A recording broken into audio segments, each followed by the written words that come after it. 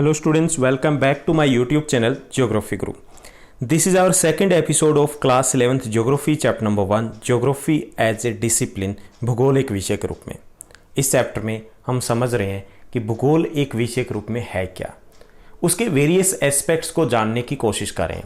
पिछला जो हमारा एपिसोड था उसमें हमने समझा, पढ़ा, जाना कि भूगोल का अध्ययन क्यों आवश्यक है। साथ ही साथ हमने बात की कि भूगोल क्या है, उसकी कुछ परिभाषाएं वो भी हमने पढ़ी और समझी। आज का जो हमारा एपिसोड है हम उसी कड़ी में आगे जाएंगे, थोड़ा और जानने का प्रयास करेंगे भूगोल को। पहला हम जानेंगे कि भूगोल की प्रकृति या विषय क्षेत्र क्या है, यानी हम क्या पढ़ने वाले हैं भूगोल में। काफ़ी हद तक इसका आइडिया हमें लग गया था जब हमने पढ़ा था कि भूगोल क्यों पढ़ना चाहिए, लेकिन थोड़ा और जानेंगे, थोड़ा और कोशिश करेंगे उसको समझने की कि भूगोल में हम क्या पढ़ेंगे, क्या पढ़ने वाले हो आप। और उसके बाद हम बात करेंगे कि भूगोल कैसे अन्य विषयों से संबंधित है। भूगोल एक ऐसा विषय है जो काफ़ी ज़्यादा सोशल रहा है, काफ़ी सारे विषय हैं जिनसे जुड़ा रहा है, तो कैसे उनसे संबंधित है। प्राकृतिक विज्ञान या सामाजिक विज्ञानों से कौन से जुड़ा और कैसे जुड़ा है, ये सब कुछ हम आज के एपिसोड में बात करेंगे। चलिए शुरुआत करते हैं आज के एपिसोड की। सबसे पहले हम बात करेंगे भूगोल के अध्ययन या विषय क्षेत्र की, यानी भूगोल में क्या पढ़ेंगे, क्या पढ़ने वाले हो आप, कौन से टॉपिक रहेंगे, कैसे पढ़ोगे आप, ये सब कुछ भूगोल के विषय क्षेत्र या अध्ययन के द्वारा हम जानेंगे। भूगोल बाकी विषयों से अगर हम बात करें, बाकी जो विज्ञानों की हम बात करें तो उनसे काफ़ी अलग है, और यही जो इसका अलग स्वरूप है, इसी कारण भूगोल कला का भी विषय माना जाता है और साइंस का, विज्ञान का भी विषय माना जाता है। बाकी विज्ञानों से अलग है, एक ही समय में यह अन्य विषयों से निकटता से संबंधित है, और इसी अलग होने कारण इसका बहुत सारे सब्जेक्ट है जिनसे ये लिंक्ड है, काफ़ी सारे। बाकी अगर हम विषय की बात करें, हम इकोनॉमिक्स की बात करें तो इकोनॉमिक्स जो एक्टिविटीज़ है वहाँ तक सीमित रहता है, इतिहास तक सीमित रहता है, समाजशास्त्र तक समाज तक सीमित रहता है, तो वो उनका एक स्पेसिफिक एरिया होता है। लेकिन भूगोल का नहीं है। भूगोल प्राकृतिक विज्ञानों से संबंधित है क्योंकि हम प्राकृतिक तत्वों का अध्ययन करते हैं। ये मानव गतिविधियों से संबंधित है, यानी जो कुछ भी आप सामाजिक विज्ञानों में पढ़ते हो वो मानव गतिविधियां हैं, मानव से जुड़ी हुई है, और वो सारी गतिविधियां भूगोल से भी कहीं ना कहीं जुड़ी हुई है। भूगोल क्या है? पृथ्वी का वर्णन है, पृथ्वी के ऊपर जो कुछ भी हो रहा है वो भूगोल में है। और बाकी विज्ञान कहाँ अध्ययन करें, वो भी पृथ्वी के ऊपर ही है। कहीं एक तत्व, कारक या एलिमेंट है वो उन विज्ञानों से, उन सब्जेक्ट से जुड़ा हुआ है। तो ये उन सभी जो सब्जेक्ट है वो कहीं ना कहीं भूगोल से संबंधित जरूर है। कई बार बोल दिया जाता है कि भूगोल उधार का विषय है, सभी विषय, ऐसा नहीं है। भूगोल एक ऐसा विषय है जो सभी विषयों को आगे बढ़ने में सहायता देता है। भूगोल सिर्फ ये नहीं बताता कि पृथ्वी के ऊपर क्या है, घटनाओं का सिर्फ अध्ययन नहीं करता, बल्कि कारकों के साथ संबंधों का भी अध्ययन करता है कि विविधताओं के कारण क्या, जो इसे एक विज्ञान बनाते हैं, तार्किक बनाते हैं। वर्णन का विषय नहीं है, बल्कि यहाँ लॉजिकल सब्जेक्ट बन जाता है भूगोल।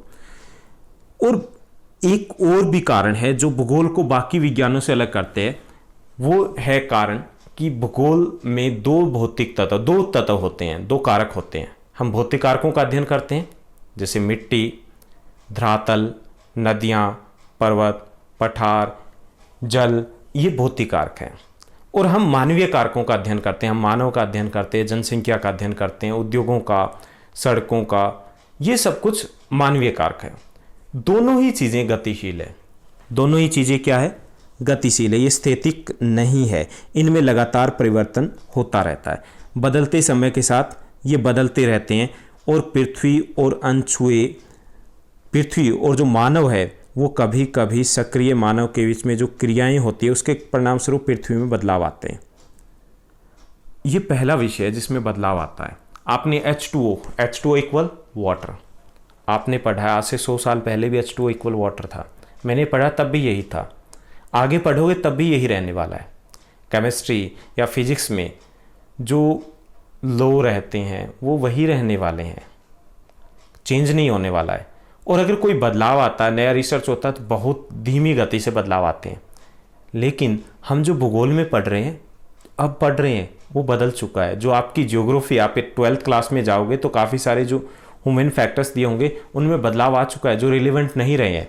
जो मैंने पढ़ा वो आप अब अगर पढ़ोगे तो वो बदल चुका है, और जो आप पढ़ोगे वो कल बदल जाएगा।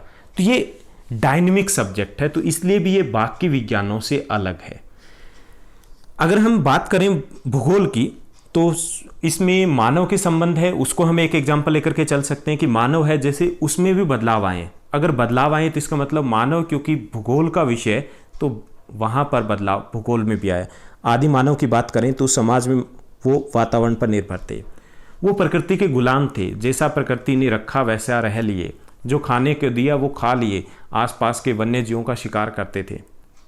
लेकिन धीरे धीरे तकनीक का आविष्कार हुआ, स्पेशली इंडस्ट्रियलाइजेशन के बाद, औद्योगिक युग के बाद बदलाव शुरू हुआ, और हमने शुरू कर दिया संसाधनों का दोहन करना, और हमने अपने क्षितिज का विस्तार किया, यानी मानव की अपनी सीमाएं थी उसका विस्तार किया।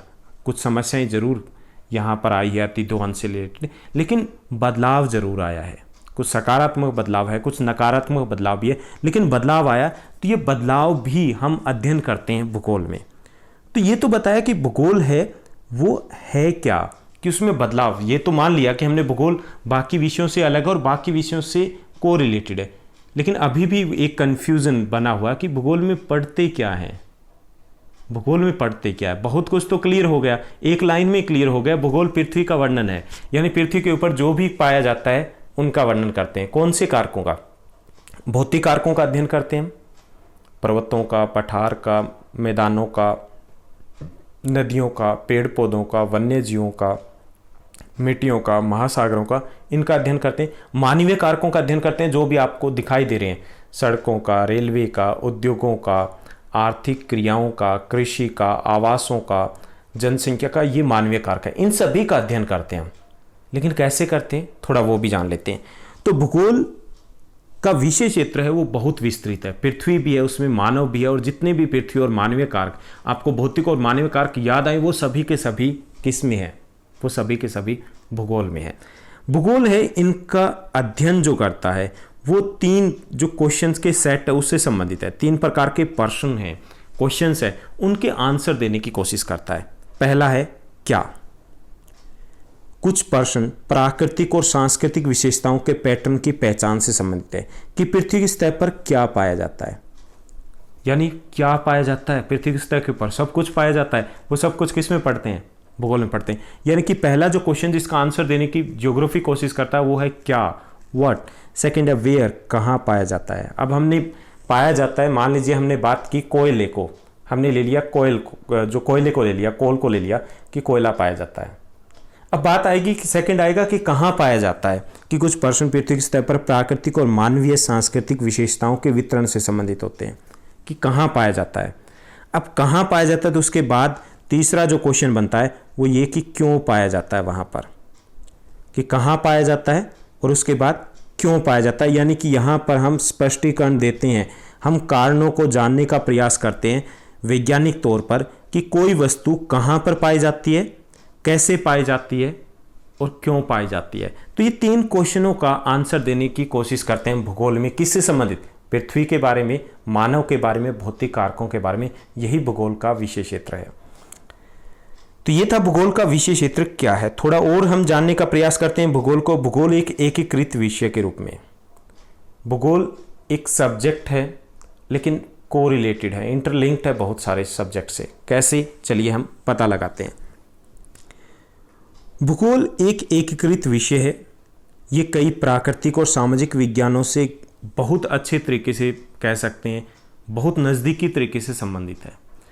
भूगोल न केवल स्थान से दूसरे स्थान पर, एक स्थान से दूसरे स्थान पर होने वाले अंतरों पर ध्यान देता है, बल्कि इन्हें समग्र रूप से एकीकृत भी करता है जो अन्य स्थानों पर भिन्न हो सकते हैं। यानी एकीकृत हम भूगोल में अध्ययन करते हैं, कोई वस्तु कहाँ पाई जाती है। अब कहाँ पाई जाती है तो ये क्या हो गया? रीजनल स्टडी हो गई। जैसे कोयला कहाँ पाया जा रहा है या गेहूं की कृषि कहाँ कहाँ की जा रही है, हमने किया। फिर उसको एकीकृत भी करते हैं कि वहाँ और यहाँ में क्या संबंधता है, उनको आपस में संबंध भी स्थापित किया जाता है भूगोल के द्वारा।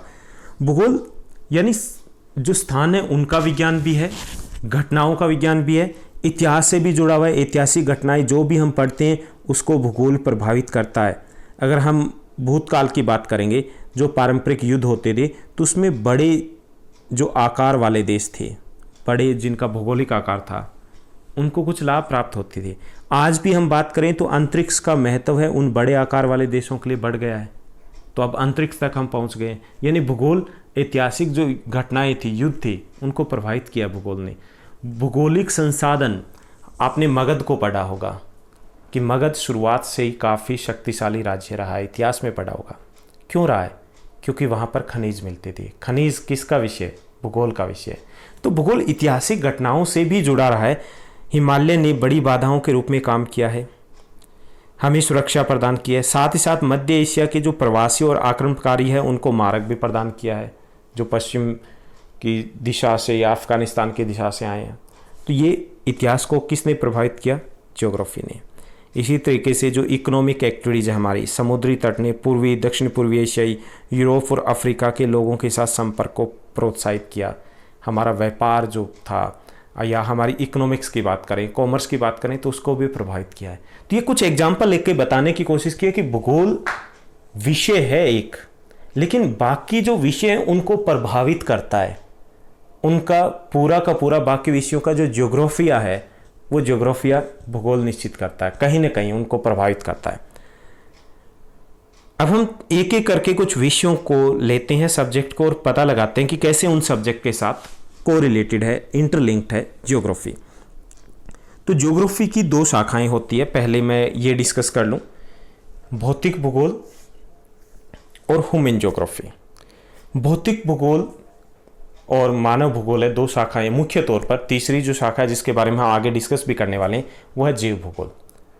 जो भौतिक भूगोल है वो भौतिक तत्वों से संबंध रखती है। 11th क्लास में जितने भी चैप्टर आप पढ़ोगे वो भौतिक भूगोल के होंगे, वो सारे कंसेप्ट भौतिक भूगोल से जुड़े होंगे। भौतिक भूगोल है वो संबंधित होता है प्राकृतिक विज्ञानों से, नेचुरल साइंसेस से, जो आपने 10th में पढ़ के आए हो। आपने बायोलॉजी पढ़ा है, आपने फिजिक्स पढ़ा है, आपने केमिस्ट्री पढ़ा है, ये नेचुरल साइंसेस है। और जो आपने हिस्ट्री पढ़ा है, इकोनॉमिक्स पढ़ा है, आपने सिविक्स, पॉलिटिकल साइंस पढ़ा है, ये सोशल साइंसेस कहलाते हैं।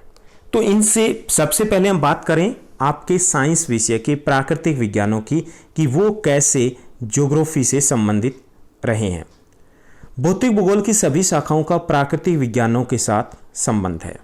जैसे पारंपरिक भौतिक भूगोल भूविज्ञान, मौसम विज्ञान, जल विज्ञान, पेडोलॉजी के साथ जुड़ा हुआ है। मौसम विज्ञान, जो मौसम का विज्ञान है, अलग साइंस का सब्जेक्ट है, लेकिन हम यहाँ पर भी क्लाइमेटोलॉजी है, यहाँ पर भी हम भूगोल में भी किसका अध्ययन करते हैं? हम जलवायु का अध्ययन करते हैं, हम मौसम विज्ञान का अध्ययन करते हैं। जैसे भूविज्ञान है वो किससे जुड़ा हुआ है? धरातल से जुड़ा है। और जो ज्योमोर्फोलॉजी है हमारा सब्जेक्ट, ज्योग्राफी की एक ब्रांच है, वो किसका अध्ययन करता है? वो भी भूविज्ञान का अध्ययन करता है। ऐसे ही जल विज्ञान है, यहाँ पर भी जल का अध्ययन किया जाता है भूगोल में। इसी तरीके से पेडोलॉजी है, जो मृदा विज्ञान है, उससे भी हमारा विज्ञान वो जुड़ा हुआ है, सॉइल ज्योग्राफी। तो इस प्रकार भूविज्ञान जो है, भूआकृति विज्ञान, जलवायु विज्ञान, समुद्र विज्ञान, मिट्टी विज्ञान है, इन सब से जुड़ा हुआ है। यानी प्राकृतिक विज्ञान की जो भी शाखाएं हैं वो भौतिक जो भूगोल है उससे जुड़ी हुई है। उनका अध्ययन यहाँ भी किया जाता है, तो उनसे हमारा करीब का नाता रहा है, भूगोल का करीब से नाता रहा है इनसे। जीव भूगोल है उसी तरीके से, जो एक नवीन शाखा अलग मानी जाती है भौतिक भूगोल से। वनस्पति विज्ञान, प्राणी विज्ञान है, जो आप बॉटनी की बात करते हो, जूलॉजी की बात करते हो, as a subject natural sciences के, तो उनके साथ नज़दीकी से जुड़ा हुआ है। जो यहाँ पर अध्ययन किया जाता है वो सभी अध्ययन जीव भूगोल में भी होता है। इसी तरीके से हम जो कुछ नए सब्जेक्ट हैं, कार्टोग्राफिक है या क्वांटिटेटिव टेक्निक है, जो मानचित्र कला है, उनकी अगर बात करें तो वो मैथ से भी जुड़े हुए हैं, वो सांख्यिकी से भी जुड़े हैं, अकाउंटेंसी से भी जुड़े हैं, अर्थमिति से भी जुड़े हैं। यानी ऐसा कोई विषय नहीं है जिनसे भूगोल का संबंध ना हो। यहाँ एक डायग्राम है, आपको अगर ये डायग्राम कुछ हद तक कर पाओ तो ज़्यादा बेटर रहेगा, क्योंकि आपके लिए एक्सप्लेन करना बाद में, अगर एक एक दो दो लाइनें भी लिखोगे तो आपका पूरा कंसेप्ट है वो क्लियर हो जाएगा। जैसे यहाँ पे कुछ सब्जेक्ट दिए गए हैं और फिर ये बताया गया कि ये सब्जेक्ट ज्योग्राफी में कैसे अध्ययन किया जाता है और as a science, as a pure subject क्या है ये। जैसे जियोलॉजी है, किसका विज्ञान है? भूग्रह का विज्ञान है, धरती का विज्ञान है। और ज्योग्राफी में कहाँ पढ़ते हैं? यहाँ पे जियोमॉर्फोलॉजी एक सब्जेक्ट होता है, उसमें भी वही पढ़ते हैं, यानी जियोलॉजी और जियोमॉर्फोलॉजी क्या है? संबंधित है। ऐसी मेट्रोलॉजी मौसम विज्ञान है एक सब्जेक्ट, और यहाँ पर होता है क्लाइमेटोलॉजी जलवायु विज्ञान, जलवायु भूगोल। तो यहाँ ये भी कोरिलेटेड है, यानी कि जो चीज़ें मौसम विज्ञान में अध्ययन किया जाता है वही यहाँ पर भी हम पढ़ते हैं ज्योग्राफी में, तो इससे भी संबंधित है। ऐसे ही मरीन साइंस है, जो समुद्र विज्ञान है, मरीन ज्योग्राफी यहाँ पर होता है। यहाँ पे बायोलॉजी होता है, जो 10th में पढ़ के आए हो। हमारे यहाँ पे होता है ज्योग्राफी में बायो ज्योग्राफी, उन्हीं कारकों का, उन्हीं तत्वों का अध्ययन हम बायो ज्योग्राफी में करते हैं। हालांकि थोड़ा सा डिफरेंस ये आता है कि यहाँ पर हम क्या, क्यों और कहाँ का अध्ययन करते हैं। हो सकता है हम उतने डीपली ना जाएं, लेकिन संबंध जरूर है, काफ़ी हद तक संबंध है। हम सामाजिक विज्ञानों की बात करें तो पॉलिटिकल साइंस अलग सब्जेक्ट है, और पॉलिटिकल ज्योग्राफी की एक ब्रांच है। साइकोलॉजी एक अलग सब्जेक्ट है, बिहेवियरल ज्योग्राफी है, वो ज्योग्राफी की एक ब्रांच है। यानी जो साइकोलॉजी में पढ़ा जाता है काफ़ी हद तक वही, ऐसा ही कुछ कंसेप्ट है हम ज्योग्राफी में पढ़ते हैं। पॉपुलेशन ज्योग्राफी में हम पॉपुलेशन का अध्ययन करते हैं, और डेमोग्राफी जनसांख्यिकी एक अलग सब्जेक्ट भी आता है। यानी जो डेमोग्राफी में पढ़ेंगे वही हम पॉपुलेशन ज्योग्राफी में पढ़ने वाले हैं। 12th क्लास में हम ज्योग्राफी में काफ़ी हद तक जनसंख्या के बारे में जानेंगे और बहुत कुछ पढ़ लेंगे वहाँ पर। कल्चरल ज्योग्राफी, जिसमें हम संस्कृति की बात करते हैं, समाज से जुड़ी हुई कुछ जो सांस्कृतिक विशेषताएं उनका अध्ययन करते हैं। जो एंथ्रोपोलॉजी और सोशलॉजी, उसमें भी यही अध्ययन किया जाता है, तो उनसे भी जुड़ा हुआ है। मेडिकल ज्योग्राफी और हेल्थ साइंस है, इनका भी नज़दीकी संबंध है। हम यहाँ पर प्राकृतिक कौन कौन से पादप पाए जाते हैं जिनका औषधीय गुण है या उनका उपयोग किया जाता है, वो हम ज्योग्राफी में पढ़ते हैं। और हेल्थ साइंस क्या है? हेल्थ साइंस भी तो हमारे स्वास्थ्य से रिलेटेड है, और ज्योग्राफी भी उसी की बात कर रहा है। ऐसे ही आप इकोनॉमिक ज्योग्राफी, हम इकोनॉमिक एक्टिविटी की बात करते हैं। आपने 10th क्लास में पढ़ के आए हो, अभी आपने इंडस्ट्रीज़ के बारे में पढ़ा, आपने पढ़ा ट्रांसपोर्ट के बारे में, आपने टूरिज़्म के बारे में पढ़ा, आपने एग्रीकल्चर के बारे में पढ़ा। ये क्या है? इकोनॉमिक एक्टिविटीज़ है, लाभ के लिए करते हैं। इकोनॉमिक्स में क्या पढ़ते हैं? इकोनॉमिक्स में भी यही पढ़ते हैं, तो इकोनॉमिक्स से भी ये सब्जेक्ट जुड़ा हुआ है। हिस्टोरिकल ज्योग्राफी में हम जो भी तत्वों का कारक हैं उनका विकास कैसे हुआ, कैसे भौगोलिक गतिविधियों ने कुछ जो मानव विकास है उसको प्रभावित किया, उन घटनाओं को प्रभावित किया। इतिहास में क्या पढ़ते हैं? जो पास्ट में हुआ, और जो पास्ट में हुआ उसको भूगोल ने प्रभावित किया है। तो ये सब कुछ सब्जेक्ट, जितने भी सब्जेक्ट है, वो कहीं ना कहीं ज्योग्राफी से कोरिलेटेड है, उससे इंटर रिलेटेड है। तो ये आपको एक डायग्राम बनाना है जिसके द्वारा बताना, आपके लिए समझाना, लिखना, डिस्क्राइब करना इजी हो जाएगा। तो ये हमने बात की प्राकृतिक विज्ञानों की, और यहाँ पर हमने बात कर ली है सामाजिक विज्ञानों की। लेकिन थोड़ा और डिटेल में जाते हैं सामाजिक विज्ञानों के बारे में कि कैसे भूगोल सामाजिक विज्ञानों से भी संबंधित है। भूगोल की जो मानव भूगोल शाखा है वो सामाजिक विज्ञानों से संबंधित है। सभी सामाजिक विज्ञान विषयों जैसे समाजशास्त्र है, राजनीतिक विज्ञान, अर्थशास्त्र, जनसांख्यिकी, ये सामाजिक वास्तविकता के विभिन्न पहलुओं का अध्ययन करते हैं। और भूगोल में भी हम इन्हीं कारकों का अध्ययन करते हैं, क्योंकि भूगोल के केंद्र में जो मानव भूगोल शाखा होती है उसके केंद्र में होता है मानव को ध्यान में रख करके, मानव के चश्मे से हम बाकी सारी चीज़ें देखते हैं। अब जैसे देखिए, आप एक सब्जेक्ट हम ले रहे हैं नागरिक शास्त्र, सिविक्स जिसे बोलते हो। सिविक्स होता है आपके पास 8th क्लास तक, जब 9th में जाते हो तो आपके पास पॉलिटिकल साइंस आ जाता है। तो ये पॉलिटिकल साइंस आप लगा लीजिए कि पॉलिटिकल साइंस से ज्योग्राफी कैसे संबंधित है। राजनीतिक विज्ञान का मुख्य जो विषय होता है वो होता है लोग, संप्रभुता, राज्य, ये सब कुछ होता है। राजनीतिक भूगोल है वो राज्य के अध्ययन के साथ साथ लोग और उनके राजनीतिक व्यवहार के अध्ययन में भी रुचि रखता है। यानी कितना का डिफरेंस हुआ, यानी वही विषय क्षेत्र यहाँ पर भी रहता है। ऐसे ही भूगोल और अर्थशास्त्र की अभी हमने एग्जाम्पल दिया था। आपने 10th क्लास में जो पढ़ा, क्या पढ़ा आपने? जो अर्थशास्त्र में पढ़ा, और जो पढ़ेंगे जिन बच्चों ने इकोनॉमिक्स लिया तो वो इकोनॉमिक एक्टिविटीज़ के बारे में पढ़ेंगे। इकोनॉमिक एक्टिविटीज़ क्या होती है? वो एक्टिविटीज जिनसे हमें कोई लाभ प्राप्त हो, अर्निंग हो, प्रॉफिट हो, वो इकोनॉमिक एक्टिविटीज़ होती है। यानी एक ही काम आप कर रहे हो, अगर उससे आपको लाभ मिल रहा है तो आर्थिक गतिविधि है, और अगर लाभ नहीं मिल रहा तो अनार्थिक है। हम एग्जांपल ले सकते हैं, जैसे आपके मदर कुकिंग करते हैं घर पे, आप उनको पेमेंट देते हो ना, सुबह का खाना खाया आपने, उनको दिए होंगे रुपए, क्या कहा नहीं देते? मतलब आप खाना खा रहे हो, उनको पेमेंट नहीं दे रहे हो, अब वो काम कर रहे हैं। सेम वही काम कुक या शेफ करते हैं होटल्स में, उनको पेमेंट मिलती है। तो वो उस काम की जहाँ पेमेंट मिल रही वो आर्थिक गतिविधि, और जहाँ नहीं मिल रही वो अनार्थिक गतिविधि। तो वो सब कुछ हम किस में पढ़ते हैं? इकोनॉमिक्स में पढ़ते हैं। इकोनॉमिक्स किससे? उत्पादन, वितरण, व्यापार से संबंधित है, उनसे संबंधित है। भूगोल में क्या है? भूगोल में भी हम उत्पादन की भी बात करते हैं, कितना प्रोडक्शन हुआ। एग्रीकल्चर चैप्टर में हमने पढ़ा था, 10th क्लास में पढ़ के आए हो ना आप। एग्रीकल्चर में प्रोडक्शन की बात की हमने बात की वितरण की, कौन सा राज्य है, कहाँ पर, जैसे वीट है, या हम पेडी की बात करें, हमने टी, कॉफ़ी, सब के बारे में पढ़ा। और हम व्यापार के बारे में भी पढ़ते हैं, हम पढ़ते हैं वहाँ पर डिमांड के बारे में पढ़ते हैं, और वही सब कुछ इकोनॉमिक्स में पढ़ा जाता है। तो ये 2 एग्जाम्पल, या आप एक हिस्ट्री का और एग्जाम्पल लेके बता सकते हो। तो आपको 3 सब्जेक्ट यहाँ पे लेने हैं, और 3 सब्जेक्ट आपको जो नेचुरल साइंस के लेने हैं, और उनमें संबंध बताना है कि हम क्या वहाँ पर पढ़ते हैं और क्या ज्योग्राफी में पढ़ते हैं, और कैसे ये एक दूसरे से संबंधित है। तो उम्मीद करता हूँ कि आपको कंसेप्ट क्लियर हो गए होंगे। हमने 2 चीज़ें डिस्कस की है कि भूगोल में हम क्या पढ़ते हैं, एक ही लाइन में आ जाता है। विषय क्षेत्र की बात की थी, भूगोल पृथ्वी का विज्ञान है। फिर कैसे पढ़ते हैं? 3 प्रश्नों का उत्तर देने की कोशिश करते हैं, क्या, कहाँ और क्यों। फिर बात की हमने कि भूगोल कैसे बाकी विषयों से संबंधित है। तो आपको 2 भागों में बांटना है, प्राकृतिक विज्ञान के साथ संबंध, और बाद में बताना आपको जो सामाजिक विज्ञान है उनके साथ कैसे संबंध है। ओके, डायग्राम के बिना ज्योग्राफी नहीं चलती है। ज्योग्राफी जो सब्जेक्ट है वो डायग्राम का सब्जेक्ट है। आपका हर क्वेश्चन है उसमें फ्लो डायग्राम हो, अगर कहीं पे डायग्राम नहीं बन रहा तो वहाँ फ्लो डायग्राम बन सकता है। तो डायग्राम है वो आपको साथ लेकर के चलने हैं, साथ बनाना है। अगर आपको कंपटीशन एग्जाम की भी आप तैयारी कर रहे हो तो उसके लिए बहुत ज़्यादा ज़रूरी है कि आप डायग्राम के साथ चलें। और फिजिकल ज्योग्राफी तो सब्जेक्ट ही ऐसा है, हर टॉपिक के साथ एक डायग्राम जुड़ा रहेगा। तो आज के सेशन में बस इतना ही। उम्मीद करता हूँ आपको समझ में आया होगा। आपको अगर लग रहा है कि हम अच्छा जा रहे हैं, सब कुछ आपकी तैयारी अच्छी हो रही है, तो हमारे चैनल को लाइक, शेयर, सब्सक्राइब ज़रूर कीजिएगा। मिलते हैं नेक्स्ट एपिसोड में। Thank you, bye bye, take care.